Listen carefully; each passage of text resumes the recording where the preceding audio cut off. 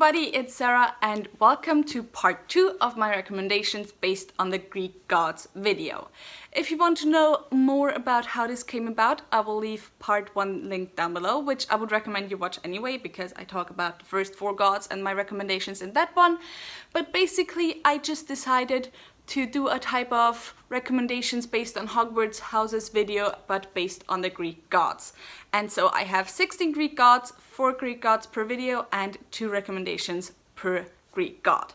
And in this video, I want to talk all about the goddesses. And so let's start with one of the most well-known of the goddesses, and that is of course Aphrodite. Aphrodite is the goddess of beauty, so the first recommendations that I have is a recommendation of a book that doesn't just have a beautiful story on the inside, but also has a beautiful cover on the outside, and for that I chose Spin the Dawn by Elizabeth Lim. This kind of is a Mulan retelling, if you would say that any story where there's a female character who disguises herself as a male is a Mulan retelling. Basically, the emperor's old tailor died, and so he makes a contest to see who will make his garments in the future, and our main character's father is called to court. However, she knows that since his hands are all stiff because of old age, he will not be able to go and to make garments that would satisfy the emperor, and so she disguises herself as a boy and goes in his place because it is her dream to become a tailor, but in this world women aren't really allowed to get their own tailor shops and so on. And then there's also magic and demons and so on in the series, and I just really enjoy it. I enjoyed the setting. East Asian settings are one of my favorite settings in high fantasy, and this obviously has an East Asian setting. I also really like our main character. I liked all the side characters. I found the story to be very gripping and engaging, and I love how there's multiple lesser known fairy tales woven into this tale kind of as retellings, especially like the one with the 3 different dresses, the dress of the sun, the dress of the moon, and the dress of the stars. And yeah, I just really enjoy the series. I'm looking forward to the sequel coming out this summer, I think, and I would recommend it. My next recommendation, of course, is based on Aphrodite as the goddess of romantic love, and for that I wanted to share with you the series that has my favorite romance in it, and that of course is The Infernal Devices by Cassandra Clare, because Jem, Will, and Tessa are just so precious, and I could talk about them forever, like forever. And this is the second series in the Shadowhunters Chronicles. Shadowhunters being humans with angel blood in them, and they go and save the world by killing demons. And this specific series is set in Victorian England, and we follow Tessa Gray, whose brother has vanished, and she kind of gets sucked into this world of Shadowhunters and vampires and werewolves and so on. But it's all in Victorian England. And just the relationship between the 3 main characters is one of the most beautiful relationships that I have ever read about, and I could talk about them for hours and hours and hours, and I think Aphrodite definitely would approve of them. Maybe she would have tried to help one or the other and just messed everything up for them, but let's just say they were lucky that Aphrodite wasn't around. Next, I have my favorite goddess since I was 8 years old, and that is Athena.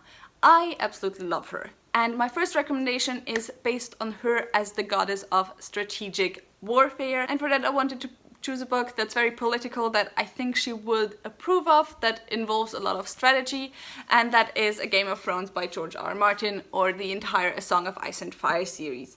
This series is like way too complicated to explain, but basically it's inspired by English history or British history, and you just have these houses in this world that are constantly at odds with each other, constantly try to one-up each other, constantly are at war with each other, and so there's a lot of political games, there's a lot of strategic warfare in this as well, and so I thought Athena would definitely enjoy the series and approve of it. Athena, of course, is also the goddess of wisdom, and for that I thought I would share with you my favorite non-fiction book, which at the moment is Centuries of Change by Ian Mortimer. This is a book that goes through the past millennium of Western history or European history. It's not even that much like American history, just European history, and tries to determine in which century the most change happened.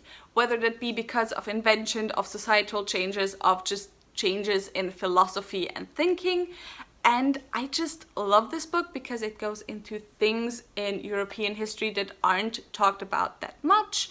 And it's just really comprehensive and broken down, and I just really enjoy it and can highly recommend it. Next I have Artemis, who is often depicted as a child and also is kind of a patron goddess of young girls, and so I thought I would choose a middle grade to share with you. And for this I might have gone with the obvious choice, but I went with Percy Jackson and the Olympians by Rick Riordan because I feel like sooner or later, since this entire video series is inspired by the series, I'm going to have to recommend it. And so I thought Artemis is a good point, although maybe like, since patron goddess of young girls, but this has a male main character, but let's not take it that seriously.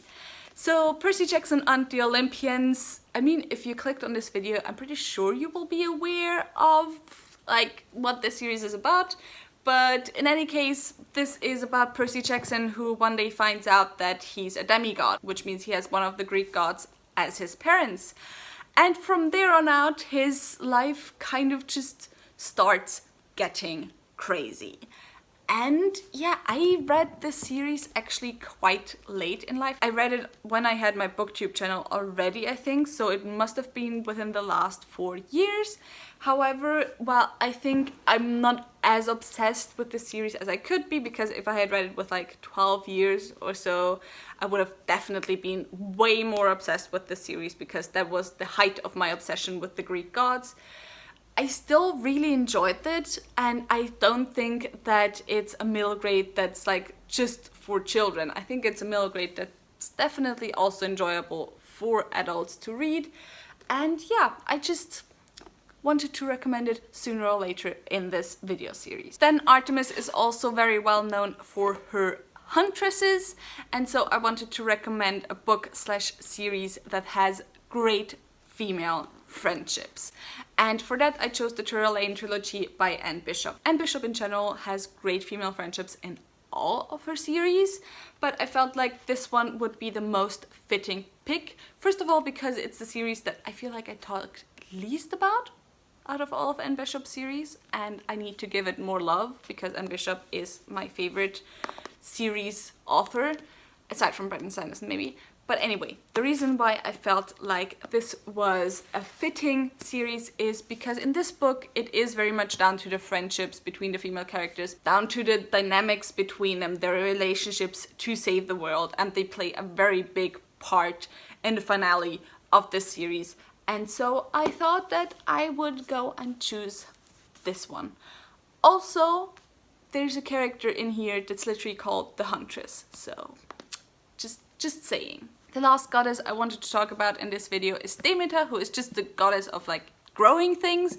And to be honest, she's one of the goddesses that I care least about in Greek mythology, and so I had quite a hard time finding prompts that I wanted to base my recommendations on. But the first of the recommendations is based on the fact that Demeter generally is known as a very good-natured and friendly goddess. I mean, if you don't like kidnap her daughter or stuff like that.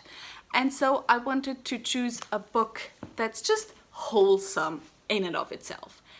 And I noticed that I don't have a lot of just wholesome books on my shelves because I read fantasy, and so there's often like some not so wholesome stuff on there. But a book that I still think fits this is Inkheart by Cornelia Funke.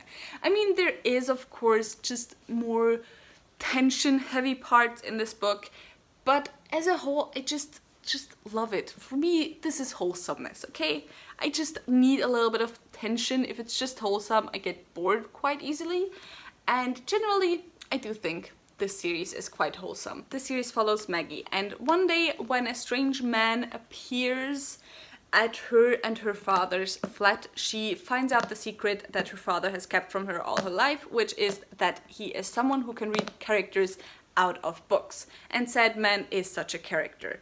And so from that point onwards, kind of just stuff ensues and shit goes down, and yeah, I love it. Like, Maggie and Mo's relationship is just so wholesome, and I love Dustfinger, and it's just this book gives me the warm and fuzzies, and so I feel like it counts as wholesome. And then the last recommendation for this video, Demeter is kind of the mom god. I mean, she's not the only god that's a mom, but I feel like she's the mom god. And so I wanted to recommend a book that I would also recommend to my mom. And that book is Frankenstein by Mary Shelley. And I was really surprised when I read this book last year that it's actually, I mean, I wasn't surprised because it's the case with all of these classics, but it's actually quite different than the story that we kind of know from pop culture. And I really, really enjoyed the character of the monster, the creature.